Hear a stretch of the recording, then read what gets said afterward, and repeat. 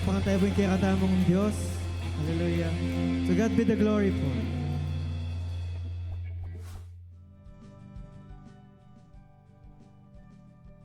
Praise the Lord. Nung atin ko pong Bible, adadala, buklatala po kay Luke chapter 10, verses 1 up to 20. Talakantahan po ba si Bayo?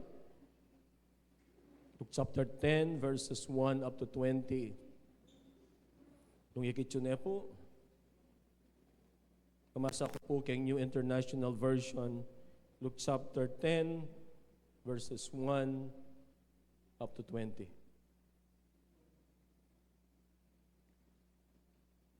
Luke chapter 10, verses 1 up to 20. Ano po? After this, the Lord appointed 72 others and sent them 2 by 2 ahead of him to every town and place where he was about to go. He told them, "The harvest is plentiful, but the workers are few. Ask the Lord of the harvest, therefore, to send out workers into his harvest field. Go, I am sending you out like lambs among wolves. Do not take a purse or bag or sandals, and do not greet anyone on the road. When you enter a house, first say, 'Peace to this house.' If someone who promotes peace is there, your peace will rest on them. If not, it will return to you. You stay there, eating and drinking whatever they give you, for the worker deserves his wages. Do not move around from house to house. When you enter a town and are welcomed, eat what is offered to you. Heal the sick who are there and tell them the kingdom of God has come near to you. But when you enter a town and are not welcomed, go into the streets and say, 'Even the dust of your town we wipe from our feet,' as a warning to you. Yet be sure of this, the kingdom of God has come near. I tell you, it will be more bearable on that day for Sodom than for that town. Woe to you, Chorazin! Woe to you, Bethsaida! For if the miracles that were performed in you had been performed in Tyre and Sidon, they would have repented long ago, sitting in sackcloth and ashes. But it will be more bearable for Tyre and Sidon and the judgment than for you. And you, Capernaum, will you be lifted to the heavens? No, you will go down to Hades. Whoever listens to you listens to me. Whoever rejects you rejects me. But whoever rejects me rejects him who sent me." The 72 returned with joy and said, "Lord, even the demons submit to us in your name." He replied, "I saw Satan fall like lightning from heaven. I have given you authority to trample on snakes and scorpions and to overcome all the power of the enemy. Nothing will harm you. However, do not rejoice that the spirits submit to you, but rejoice that your names are written in heaven." Panginoon, kami po ay patuloy na sumasamba at nagpupuri sa iyo. Salamat sa pagkakataon na ibinigay po ninyo so that we can worship you, to give honor to your name. We can have fellowship first to you, Lord, and to each one, sa amin po mga kapatid. Inihiling namin, O Diyos, na ang banal na Espiritu ang siyang kumilos sa amin pong mga buhay sa pamamagitan ng iyong mga salita. Dalangin namin na may pangaral ng tama at ayon sa iyong niloloob, Panginoon, ang mga salita ngayon, mga mensahe ngayon. We just pray, Lord God, that in everything that we will do, especially this time, we'll give glory and honor to your name. May you be glorified, may you be lifted up, Lord. This is what we pray in Jesus' name. Amen. Paalala lang po na sa pang-araw-araw nating pamumuhay, sa pang-araw-araw po natin na usually, parte na po ang buhay natin ang Facebook. Ano po? I-evaluate po natin, pag-aralan po natin yung mga patungkol sa mga pagtuturo sa Biblia. Ano po?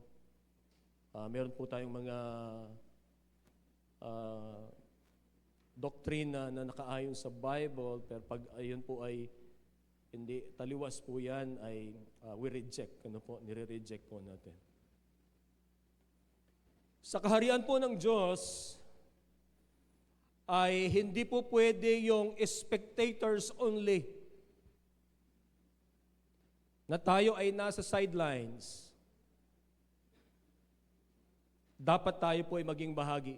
Kanina po umaawit tayo, yung part ng kanta ay ang sabi niya ay kapag tumawag ang Diyos ay dapat wala ng delay. Paano ba yung kanta na yon? Nakalimutan ko na. Pero sinasabi niya, kapag tayo ay tinatawag ng Diyos, wala ng delay dapat. Po. Tinatawag ng Diyos ang mga mananampalataya, tayo po yon. God calls all Christians to be participating actively and faithfully in His work,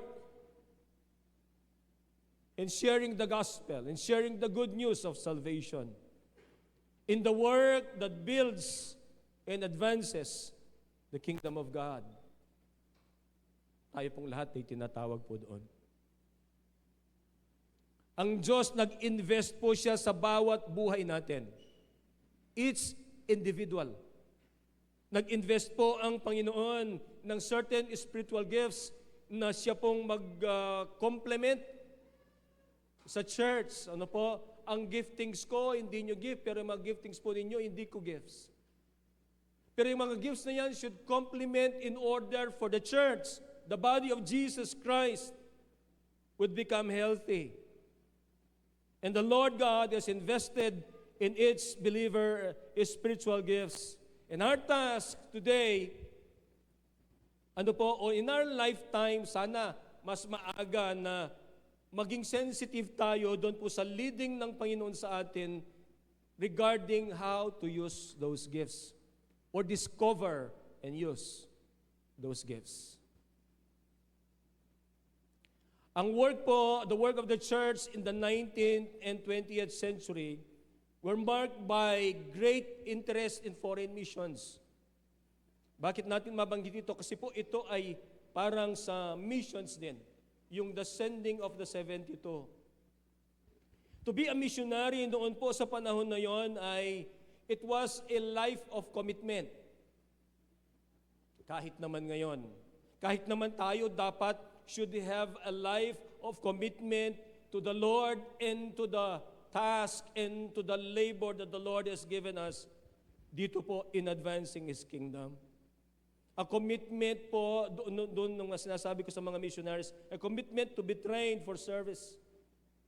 Naiiwan po nila ang kanilang mga bansa upang maging permanenteng residente sa ibang bansa na hindi po nila kinalakhan o hindi pa po nila kakilala, hindi nila kaparehas ng kulay, kultura, kinakain. Ano po? They risk their lives for the missions. Yun po isang napanood po noon na hindi ko na matandaan yung mga pangalan. Ngayon ko lang po naalala. Yung pong sila ay pumupunta doon sa mga tribo na ang pangalan po ay AUCAS. AUCAS. Hindi pa po sila nakakalipat ng ilog. Ay naubos na po sila sapagkat violente yung mga AUCAS. Ano po? Mayroon silang mga letrato, pagkatapos mayroong isang pinakahuling letrato, yan yung inabahiran ng kanyang dugo. They were all killed. Pero alam po ninyo, yung tinatawag nila pagdugo po ng martyr, the seeds of martyrs, yung kanilang dugo ay pumatak doon po sa isang lugar. The word of God will flourish there. And some years later, yung pong mga AUCAS, they were converted to Christianity. They have known the Lord. There is a risk kapag po mag-venture into missions. Ano po? Siyempre, magmi-mission yan doon sa hindi nila alam si Jesus Christ. Meron po mga lugar, even in the Philippines, na sabihin mo ang pangalan ni Jesus Christ, hindi nila alam kung sino ba yan. Yan ba yung nagtitinda ng kung ano-ano. Sino ba yan?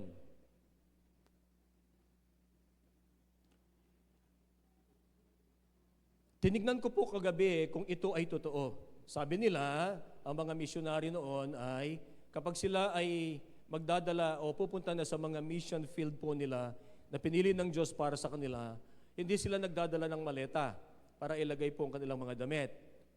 Ang ginagamit daw po nila, ang nilalagay nila ay ginagamit nila ay yung casket nila.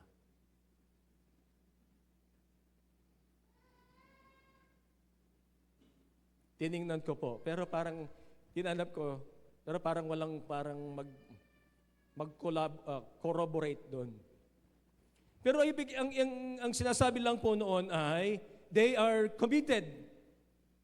They are willing to die for the sake of the gospel, for the message of the Lord Jesus Christ. They were willing doon po to die for the call of the Lord.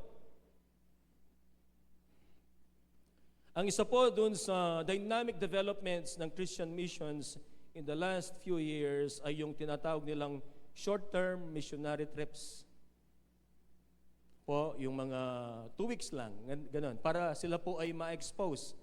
Halimbawa, meron tayo sa Tarlac section, meron po tayong mga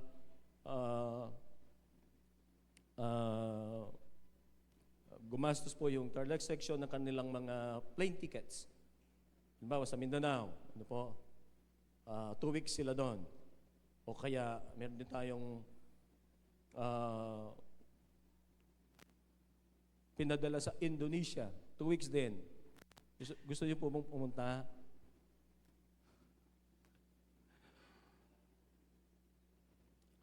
Tumatawag ang Diyos, doon po sa last conference namin na pinuntahan, ang mga teachers po, nangangailangan po ng maraming teachers daw ng China. Mag-missionary kayo under ilaw. Ang ilaw, ang ibig sabihin ay integrating labor and witness. Ayan. Hindi kayo papasok doon na misyonero, papasok kayo doon na teacher, but you will be a missionary under ilaw. I-fund mo sarili mo. You will fund yourself. Doon po sa iyong trabaho. So meron pong mga short-term missionary trips. And this allowed Christians with little training or experience to travel abroad o kaya doon sa mga lugar na kung saan iba ang kanilang kultura, iba yung kanilang kinakain, para sila ay makapag-engage sa mga tao. Ang mga short-term mission trips na ito have brought a renewed excitement in many congregations. Sana ma-excite din tayo, concerning the need for worldwide evangelism. Ang sabi po kasi ng salita ng Diyos ay sa Matthew chapter 28, verses 18 up to 20, part of that ay yung sinabi, go into all the world. Go into all the nations and make disciples of them. So hindi lang sa Pilipinas, hindi lang sa ating mga purok po dito, pero siyempre dapat mag-share po tayo dyan. Pero nakatingin din dapat ang church doon po sa mas malawak na mission na yon. Huwag nating isawalang bahala ang worldwide evangelism. Tingnan po natin ngayon ang ating pag-aaralan. It's about mission trip. It's about missions. Intentional po yan because Jesus has a directive to them. Doon sa verse 1, after this the Lord appointed 72 others and sent them 2 by 2 ahead of him to every town and place where he was about to go. Mamaya makikita po natin. Bigyan natin ng emphasis ito. Yung verse 1. Ito po it involves planning. It sought to accomplish a larger goal. Ang mga iniisip ko po, hindi kasali ang 12 dito. Kasi sabi niya, 72 others. Hindi kasama yung 12. Ano po? It may have been a little cross-cultural in that the missionaries were going to places where they have not known yung place. Ano po? Ngayon pong araw ay we will be discussing the sending, or these were sent for the harvest, for the test of their faith and the result of the mission. Una po, they were sent for the harvest. Verses 1 and 2, sabi po, balikan natin, after this the Lord appointed 72 others and sent them 2 by 2 ahead of him to every town and place where he was about to go. They have prepared the way. Ano po? Makikita po natin, they were sent 2 by 2 doon sa later part ng verse 1 and place where he was about to go. The Lord Jesus will go to those places na sinabi niya, mauna kayo. What is the purpose? Naiisip ko po yung parang yung tawag ni John, that he will prepare the way for the Lord. Na bago darating ang Panginoon ay mag-ihahanda ni John ang dadaanan ng Panginoon. Ang mga 72 pong ito, inanda nila ang lugar, nag-mission po sila, nangaral sila, pero darating ang Panginoon po doon. Preparing the way for the Lord. We should be preparing the way for the Lord, for His coming. We should be preparing not only ourselves, but we should also prepare yung iba, prepare for others, prepare others upang sa pagbabalik ng Panginoon ay hindi lamang tayo ang nakahanda, kundi marami ang nakarinig ng salita ng Diyos. Ang mga 72 pong ito, they were divided into pairs and they were sent into specific places that Jesus plans to visit. Inihahanda nila ang pagdating ng Panginoon, and thus in some sense, they prepare those places for Jesus' arrival.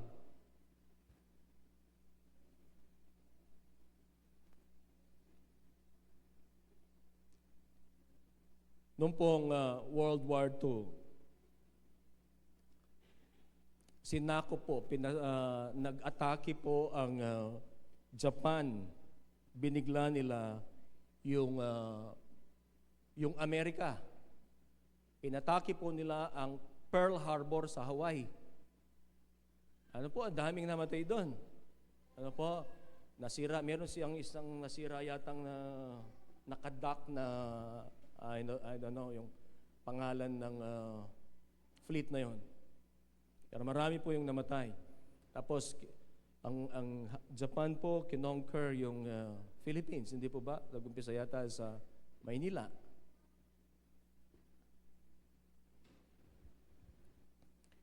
Nabigla po ang Amerika. Pero sabi nila, we have awakened a sleeping giant. Anyway, ang mga Hapon po, kinonquer nila tayo. No? Tapos, nandito si Douglas MacArthur. Sila po ay, dahil nasasakop tayo, na dumaan po sila sa Bataan, sa Corregidor. Pumunta yata ng Australia. Pero bago po pupunta ng Australia, ang sabi niya ay siya ay babalik. Yung first line, ang sabi niya ay shall return. I shall return. Bumalik po ba siya? Bumalik po siya after 3 years. Ano po? Now, kung babalikan po natin ito, ano po, na inihahanda natin yung ating sarili sa kanyang pagbabalik, pagbabalik ng Panginoon, kasi sinabi po niya, siya ay babalik. At iniisip ko po, parang napakalapit na ngayon. Kasi daming mga katuruan na lumilitaw na parang gustong i-deceive yung maraming tao. Hindi ko po alam kung yan ay they were deceived also o kaya deliberate na dinideceive po yung mga tao. Kaya dapat marunong po tayong magbabasa po tayo ng Biblia, mag-aaral po tayo. Ano po, pag we seek the Lord, continue to seek the Lord sa kanyang mga salita. Ano po? Ihanda natin ang ating sarili at ihanda po natin yung iba. Ang sabi po ng verse 2, He told them, the harvest is plentiful, but the workers are few. Ask the Lord of the harvest, therefore, to send out workers into His harvest field. Working for the harvest. Working the harvest for the Lord. Ang sabi po, ang harvest ay marami. Ibig sabihin, ano ba yung harvest na yan? Ang harvest na yan ay harvest of souls. At titingnan po natin, there are the multitude of potential believers. Marami po. We don't need to invite po yung mga Christians that they have churches, committed in their churches. Marami po yung nandyan na hindi pa naniniwala sa Panginoon. The harvest is plentiful. Magtulong-tulong tayo. Tayo dito sa church, sa ibang mga churches.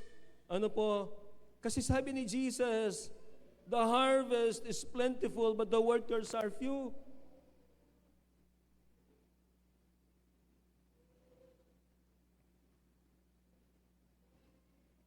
The Lord of the harvest is to whom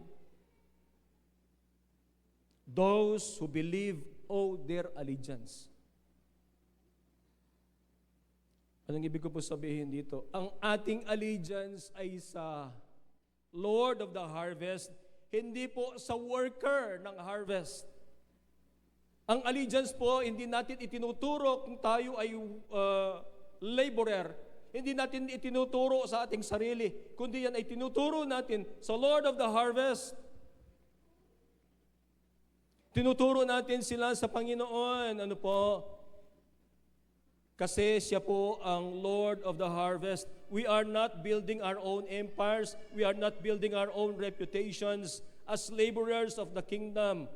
We are working for the Lord of the harvest. Amen. At yun ay magdadala po ng glory sa Diyos. Ang sabi po ng John chapter 4 verse 35, don't you have a saying, it's still 4 months until harvest. I tell you, open your eyes and look at the fields. They are ripe for the harvest. They are ripe for the harvest. Kailangan lang natin na magbahagi, kailangan lang ipagamit po ang buhay natin because the harvest is ripe. There will be people who will believe. Yes, there will be people na hindi po maniniwala, but there will be people who will believe because the Lord Jesus said, they are ripe for the harvest. Go, ang sabi po ng Panginoon, I am sending you. Ang problema po ay, the harvest is plentiful, but the workers are few. Mayroon po bang solusyon yon? Si Jesus kasi mismo ang nagsabi, sabi niya, the workers are few. Marami ang anihan, kukunti ang magtatrabaho. Tinatawag po tayo ng Diyos upang maging bahagi doon sa mga laborers. Amen. Walang nag-amen. God is calling us to be one of those laborers. Meron bang solusyon? Nagsabi po ang Panginoon, sabi niya, the harvest is plentiful, but the workers are few. Ito po ang solusyon. Ask the Lord of the harvest, therefore, to send out workers into His harvest field. Ask the Lord of the harvest. Parang si Isaiah, meron ang sabi po sa Isaiah, whom shall I send? Tapos ang sabi po ni Isaiah, nagtaas po siya ng kamay, Lord, here am I, send me. Huwag po nating hayaang mawala ang harvest. Amen. Meron pong salesman, nagbebenta po sila ng windmill. Magaling siyang salesman, nakabenta po, nakakaano siya ng kontrata, 100 windmill. Laking project na, po. Alam po ninyo, ang ginawa ng kumpanya, tinerminate siya. Bakit? Ang reason po ng kumpanya ay hindi nila kayang gawin yung 100 na windmill.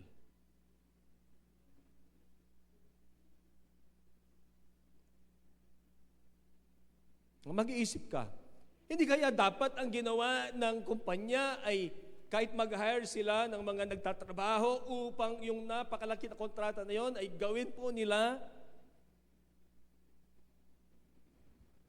They should have doubled its workforce in production or put a second shift. Kung mayroong first shift, first, second, and third shift ang gagawin po nila just to make those orders of windmill. Pero iba yung ginawa po nila, no? Lost harvest. Hindi po sila tumugon doon po sa challenge. Tayo kaya?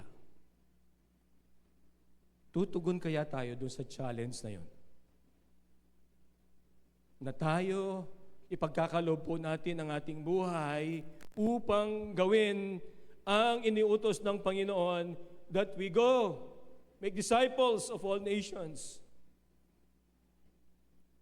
Let us pray to the Lord of the harvest to send out workers in His harvest field. There is a solution.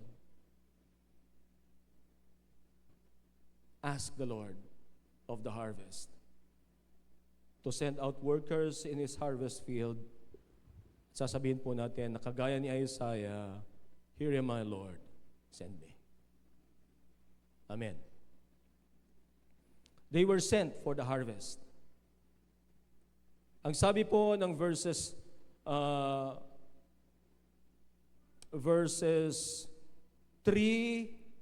up to 12, yan po ay merong test of faith. Kita po natin sa verses 3, 4, go, I am sending you out like lambs among wolves.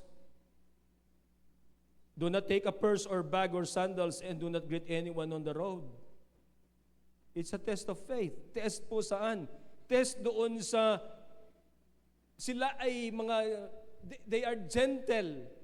They are like lambs. Ano ba yung lamb? Ano ang pagkakaiba ng lamb sa sheep? Ang sheep ay adult na yata na. Ang lamb ay bagong panganak o kaya mga ilang months pa lang. Ano ang magagawa ng lamb against dito po sa mga sinabi ni Jesus na wolves? Ay kinakain nga ng mga wolves yung mga mga sheep eh. But Jesus said, I am sending you out like lambs among wolves.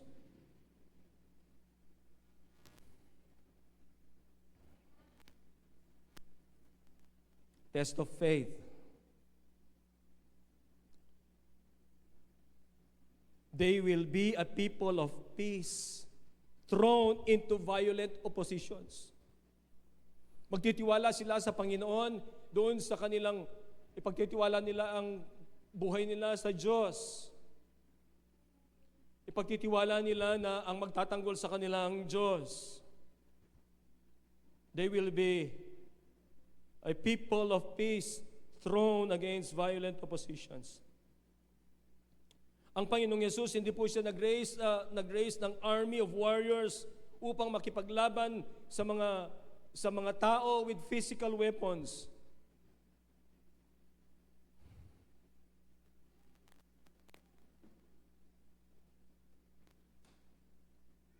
Nire-raise ng Panginoon ng kanyang mga tagasunod na magkaroon ng matibay na pananampalataya sa Diyos.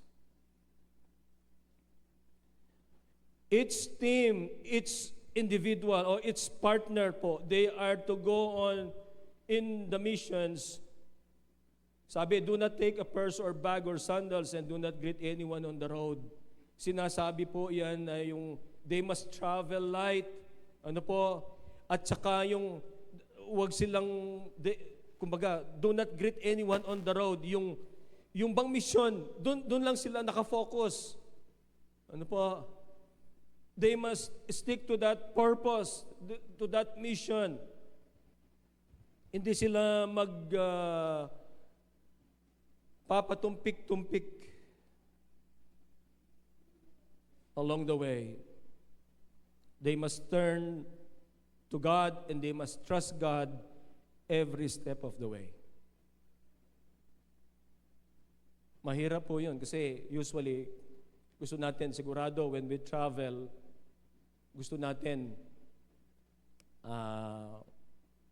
puno tayo. Marami tayong dala, marami tayong baon. Pero sabi ng Panginoon, they will travel light.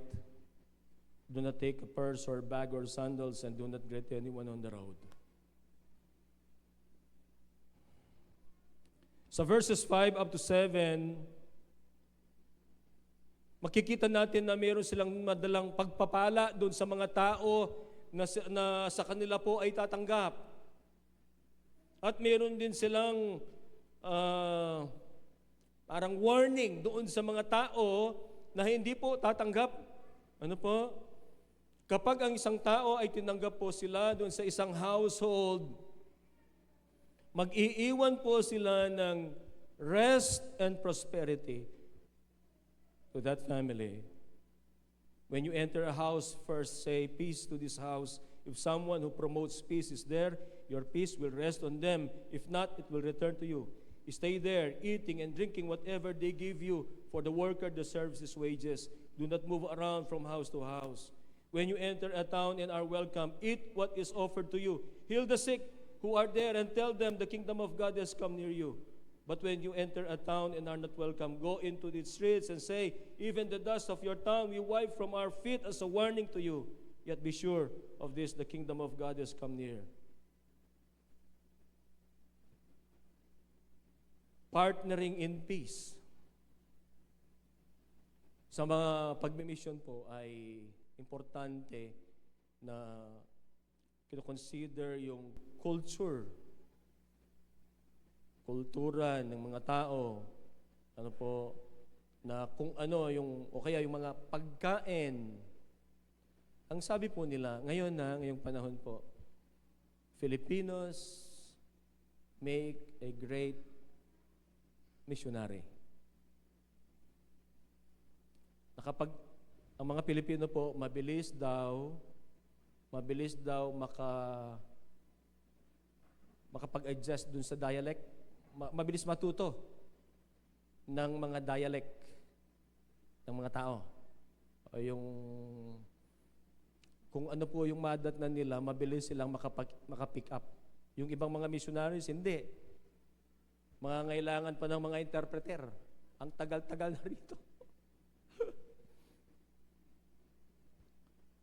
Tayo, matitibay ang tiyan. Yung mga kinakain natin, hindi nila makain. Pero tayo, pag pumupunta sa ibang lugar, kahit na yung kaya nilang kakainin natin, hindi masisira ang tiyan natin. We were built, sabi nila, ano po, we were built for missions. At saka kahit saan mayroong Pilipino. Kahit saan meron. Ano po? So balikan po natin ito, ano po. So yung mga nagmisyon pong ito, ano sabi ni Jesus, may dala-dala silang mga blessing para doon sa mga tao na daratnan nila. Ano po?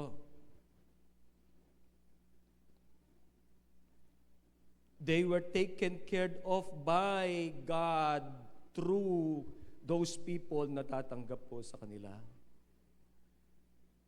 Magbibigay po sila ng pagpapala sa mga tao. When accepting hospitality, no po, kung merong magmimisyon, we should be careful not to offend because of our personal na pagpili.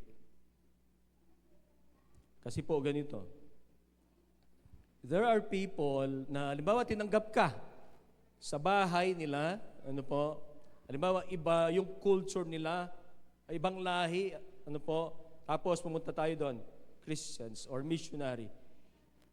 Kapag in-offer po yung pagkain dyan, ano po, hindi natin alam, baka yan yung special sa kanila. Ginawa nila, ginastusan po nila, pagkatapos, because of our, yung masailan tayo, tapos hindi natin kinain, matataya yung yung faith, ano po. So, mag-ingat po doon. Even, paano naman natin i-apply yan sa atin? Sa ating, kung hindi naman tayo missionary, ano po. Pag tayo po ay nag-minister, ano po, yun nga po, dapat tayo ay kino-consider natin yung damdamin o kaya yung culture nila. Ano po. Ngayon, ang sabi po ni Jesus ay, heal the sick, sa verse 9. Heal the sick who are there. Tanong, doktor ba sila? Doktor ba sila? Kahit sasabihin ni Jesus, heal the sick. Alam po ninyo, kapag nung panahon na yon, kapag ipinanalangin ng mga mayroong karamdaman at pinagaling at gumaling sila, that's considered God's visitation.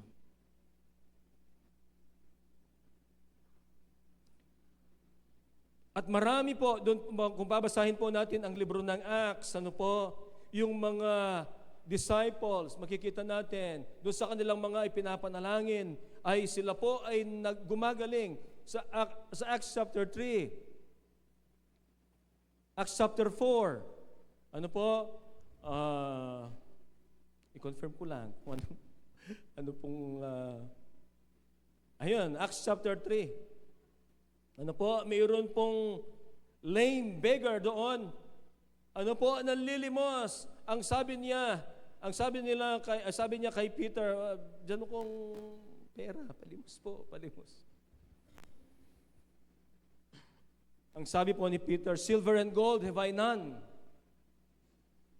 Wala akong silver and gold. But what I have, I give you. Nanuyang atin na. Sabi na, in the name of Jesus Christ of Nazareth, rise up and walk.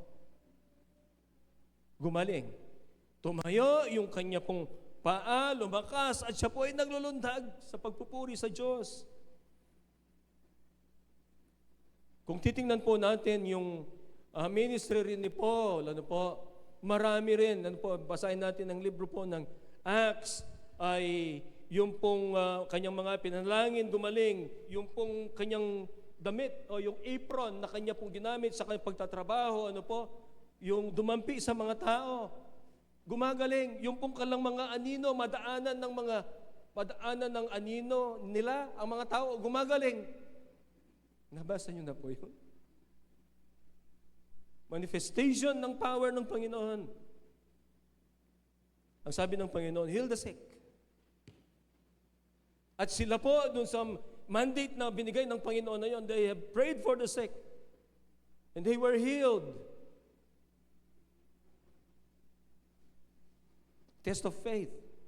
Maniniwala ba sila doon sa sinabi ng Panginoon? Alam po ninyo, yun ay parang delegated authority yun eh. Delegated authority ng Panginoong Jesus sa kanila. That in the name of Jesus Christ, yung mga mayroong karamdaman, sila po ay gagaling. Yung mga inaalihan ng demonyo, sila po ay mapapalaya sa kapangyarihan ng Panginoong Jesus. Faith, maniniwala ba sila? Magpapaalala po na ang pangalan ng Panginoong Jesus ay makapangyarihan.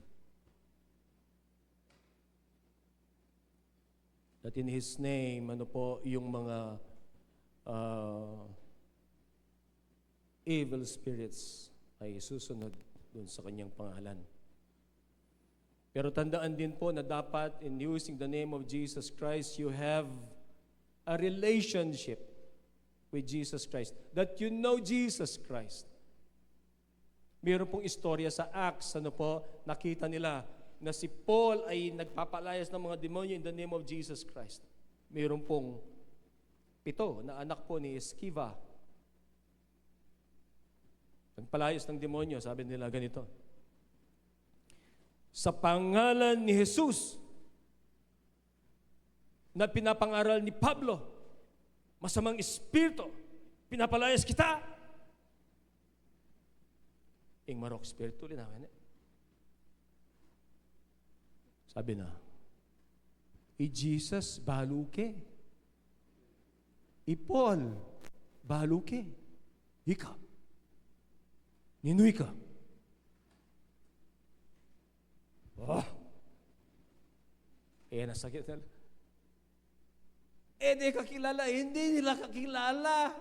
Si Jesus, they do not have a relationship with Jesus Christ. They only heard of Jesus Christ and they were preaching in the name of Jesus Christ without a delegated authority that was given by Jesus Christ. Ninoy ka.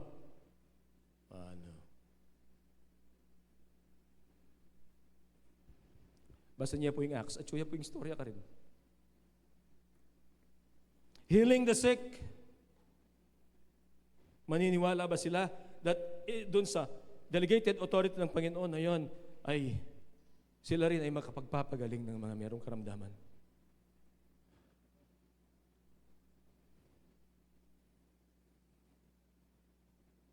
Test of faith. Pero merong pong binigay ang Panginoon sa kanila, paalala ang Panginoon sa kanila, that hindi sila dapat, kasi sabi ko sa inyo kanina, when they preach, hindi sila dapat matakot kasi utos ng Panginoon. Kasi huwag tayong matakot doon sa rejection ng mga tao. Kasi baka natatakot tayo sa rejection ng mga tao. Because there will be people who will accept the message and there will be people who will reject. Ang sabi po ng verse 16, whoever listens to you, listens to me. Whoever rejects you, rejects me.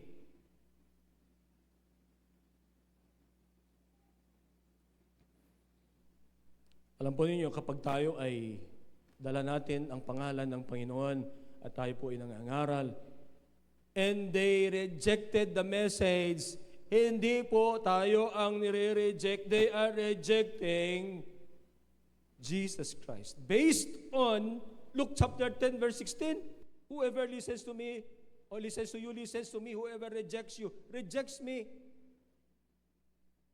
Ingat din po tayo doon sa mga meron tayong mayroong ipinapangaral from the word of the Lord. And in our minds, and in our hearts, we reject them.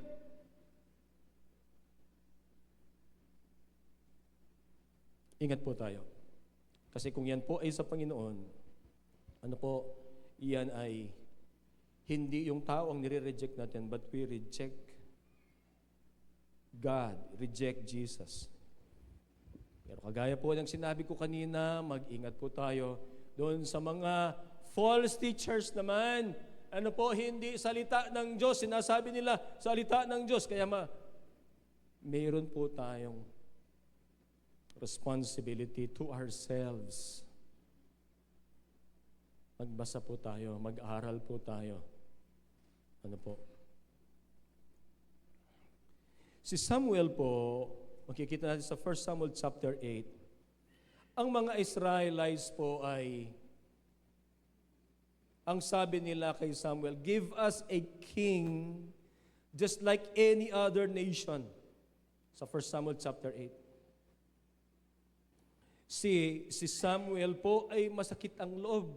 Kasi siya ang leader, siya ay prophet, siya ay priest. Pagkatapos, siya ang Diyos nagsasalita sa kanya, siya ay mayroong mensahe sa Panginoon, sasabihin niya sa mga tao, at nire-represent niya yung mga tao sa Diyos because he was a priest. Pero sabi ng mga tao, give us a king like any other nation. Hindi nila alam ang kanilang hinihingi. Kasi, give us a king like any other nation, yung like any other nation na yon, wala silang Diyos. Malayo sa Diyos. At sila, they were ruled by God as their king, and they said, give us a king like any other nation. Ang sabi ng Diyos kay Samuel, 1 Samuel chapter 8 verse 7, ibigay mo ang kanilang hinihingi. It is not you whom they have rejected. It is I that they have rejected. Sabi po, and the Lord told him, basahin ko na po sa verse 6, but when they said, give us a king to lead us, this displeased Samuel. So he prayed to the Lord. Pag you are displeased sa mga tao, if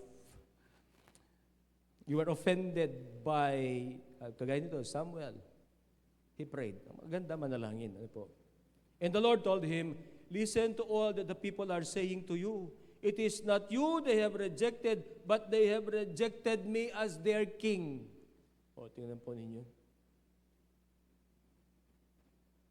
Tapos sabi ni Jesus, yung message, pag sinabi sa inyo, ni-reject ang message na yan, nag-aaling sa akin, it is not you whom they have rejected. Ako, ni-reject nila. Pag ni-reject nila ako, they rejected the Father in heaven. Okay, mahalaga po ang Old Testament. Ano po? Mahalaga po ang Old Testament. Hindi po discarded sa atin ang Old Testament. Babasahin din po natin ang Old Testament. Okay, so they were sent for the harvest, and they were tested in their faith. Pero po, mayroong rejoicing. Praise God. Joy in victory. Doon po sa verses 17 up to 20, bumalik sila. Balik sila sa Panginoong Jesus. Nag-report sila. Mayroon din palang reporting. Ang sabi sa verse 17,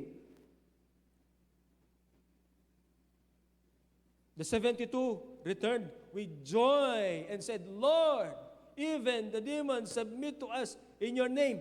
Tingnan po natin, they submit to us. Hindi po natapos doon. They submit to us in your name, in the name of Jesus Christ. Sabi ko, makapangyarihan ng pangalan ng Panginoon. Ang sabi ni Jesus, I saw Satan fall like lightning from heaven. I have given you authority to trample on snakes and scorpions and to overcome all the power of the enemy. Nothing will harm you. Victory over demons. Hindi ka ba matutuwa nun? That in the name of Jesus, you were given authority by the Lord Jesus, that in His name, demons will flee.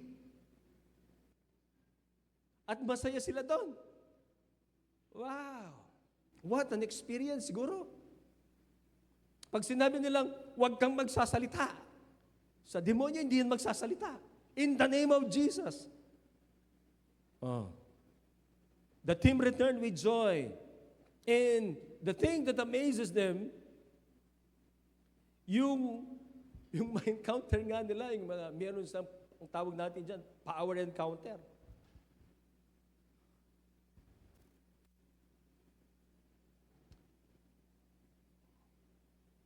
That evil spirits recognized the delegated authority of Jesus. Delegated authority lang po yan. Binigay ni Jesus Christ. Kasi sabi ni Jesus, I have given you authority. Oh. Meron sila ngayon. Kasi gamitin po nila. Ano po? Victory. Mayroong kagalakan doon. Nung nagbalik sila sa Panginoong Jesus, they were filled with joy. Victory over Satan. Sabi ng verse 18, I saw Satan fall like lightning. Ano po ninyo, mayroong mga lugar na kung saan kontrolado ng mga spirits. There are places.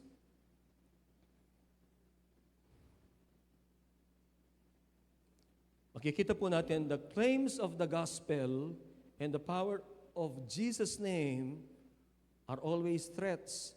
Doon po sa mga tao at sa mga lugar na kung saan controlled by Satan. There's power in the name of Jesus Christ. Makikita rin po natin dito na yung well-being, physical well-being natin is not of paramount importance. Siyempre, merong pahalagahan po natin. Ano? Pero hindi yun yung pinakamataas. Kasi ganito po, ang sabi ni Jesus, nothing will harm you. Nothing will harm you. Kapag tayo po ay nandun sa protection ng Diyos, ang hilingin natin ay yung spiritual protection ng Panginoon. We are in the presence of God. We are safe. We are safe in His hands.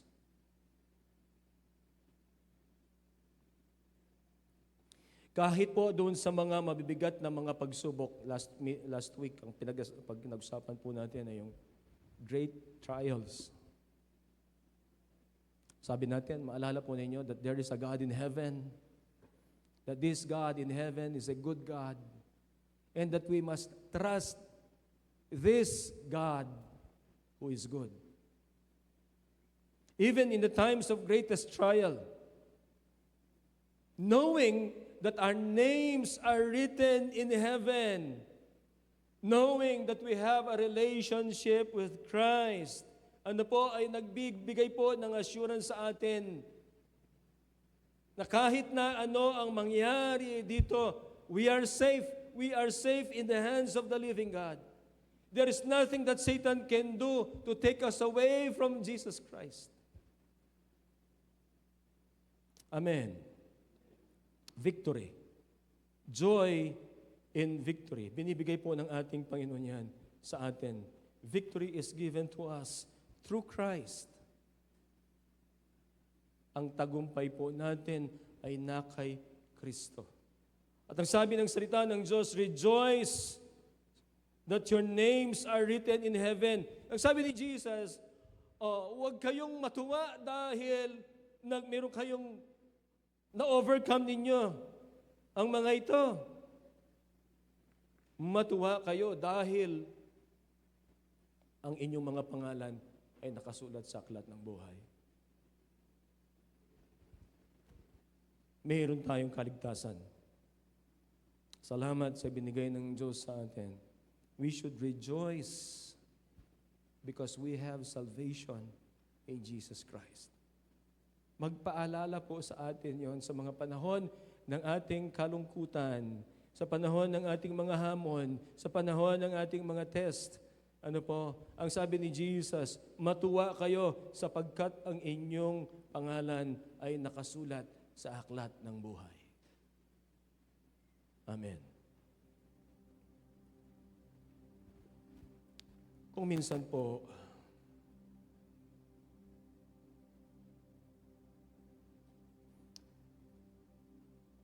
ang isa doon sa hindi natin naintindihan ay yung ano ba ang tawag ng Diyos sa akin?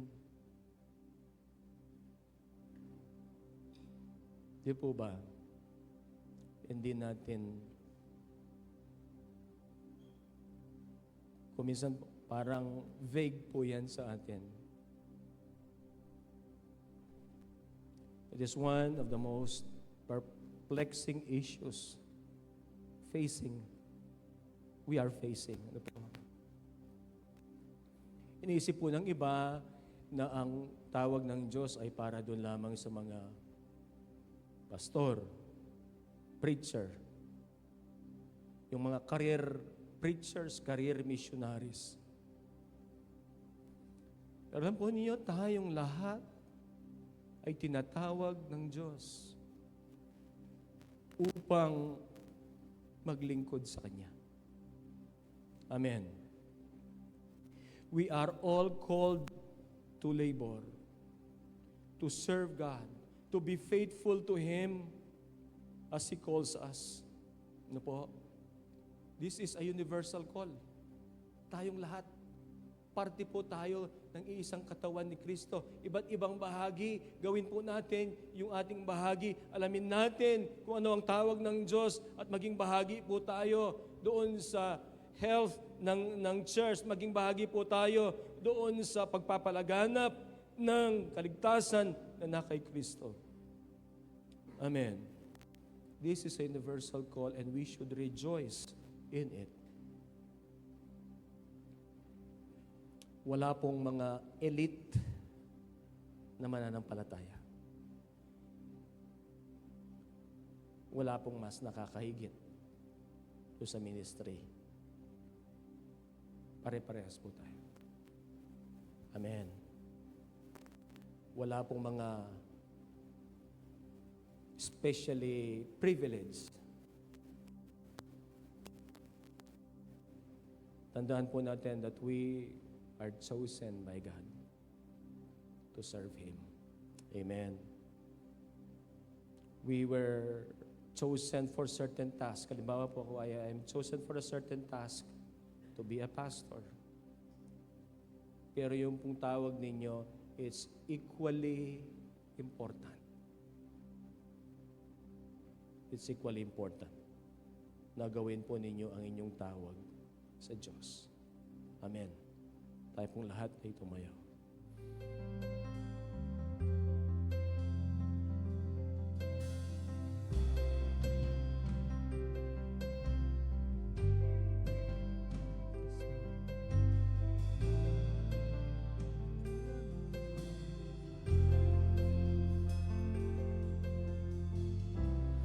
Ikaw na mismo ang may sabi na ako'y iyong pinili. Sa giuna kang lumapit, ako'y inibig mo, ako'y inibig mo. Nooy hirap ang maniwala, pero sabi mo ikaw ang bahala.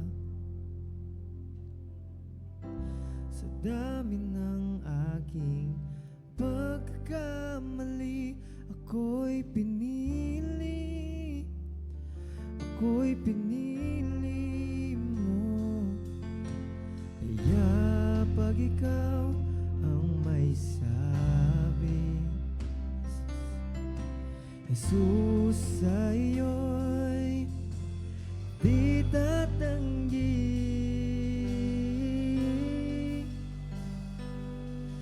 Dahil una kang lumapit at ang iyong dalay pag-ibig, ako ay niyakapin na tawad.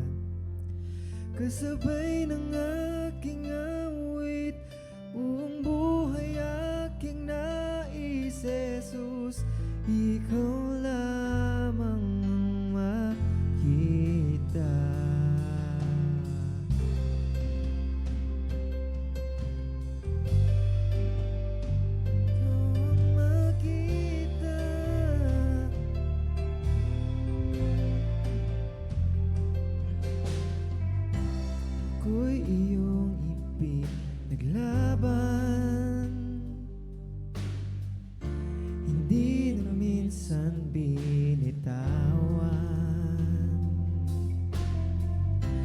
Sa'yo'y hindi na ako lilisan. Pipiliin ko ang pag-ibig mo. Kaya pag ikaw ang may sabi, Jesus, Jesus, sa iyo'y di tatanggi. Dahil una kang lumapit at ang iyong dalay pag-ibig, ako ay niyakapin at tawan. Kasabay ng aking awit, buong buhay aking nais, Jesus, ikaw lamang ang makita.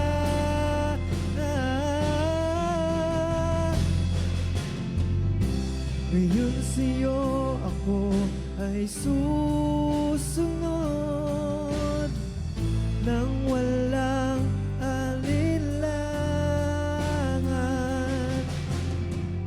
Dahil sa iyong pagmamahal, Jesus, Jesus, sa'yo may ilan pa man. Ngayon sa'yo ako ay susunod nang walang alinlangan. Dahil sa iyong pagmamahal, Jesus, Jesus, sa'yo kailan pa man. At dahil una kang lumapit at ang iyong dalay pag-ibig, ako ay niyakapin na tawan.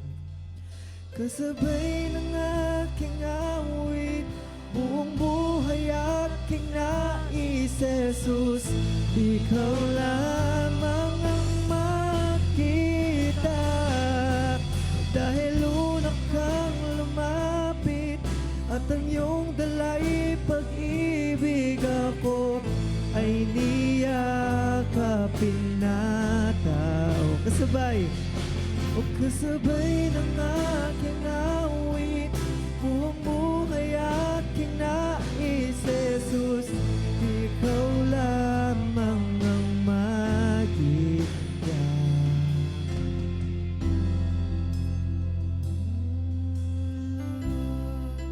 Hallelujah. Salamat po, Ginoo, kay pribilehiyo na pwede kaming maglingkod. Salamat tausan mo kami, Ginoong Diyos. Para din kaya kaming biye. Paggamit nila, Ginoong Diyos, kining malawak ka obra, Ginoong Diyos, na binigyan mo po para kaya kami. Gamitan mo rin biye mi, Ginoong Diyos, so that people may come to know Jesus Christ. Diyan pong malapit kaya kami. Diyan kaya kaming pangari, kapatid, anak, kaya kaming kaluguran. Send us to the harvest. We pray that through our faith in Jesus Christ, we will overcome every test of faith and trials of everyday life. Salamat po, Ginoo, ating makapaninayang tagumpay kaya kami uling king lagyo ng Jesus Christ.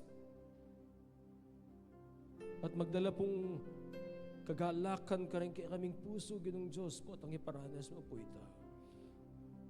Salamat po. Salamat. Lord, panalangin mi, Ginoo, din kaya kang anak, Kenny, Ginoong Diyos, din anak mo, Ginoo, discovered anong nanya po itang awas mo karela. Baaluda, Ginoong Diyos, na itang Nung nukaran mo, dadala ng nukaran mo, yung nukaran yung pipilinan mo para karela, Ginoong Diyos. Gamitan mo po ding BME, Ginoo. Turanan mo kaya maging mapagpakumbaba, Ginoong Diyos. Kaya kang boses. Patangawasan mo kami. Dalangin mi na pagpaluwat, Ginoong Diyos. Kaya kami pa maglingkod. Tagkilan mo rin puso mi. Pati ka po, Ginoong Diyos, nang magsalita ka, pamilata na po ng mensahe ngayon. We are called to labor. We are called to serve. Hallelujah. Dalangin mi, agawa mi po itang kaya kaming part, Ginoong Diyos. Agawa ming pamaglingkod na ating katapatan ang daking katataulian. Salamat po. Salamat po. Lord, din kaya kang anak, Ginoong Diyos, na tsungin nga bak pagpalan mula iparanas ang biyaya ng Ginoong Jesucristo, ang lugod na ningig pa, ang popay pamakyabi na ng banal na Espiritu. Amen. Amen. Amen. God bless everyone. God bless everyone po.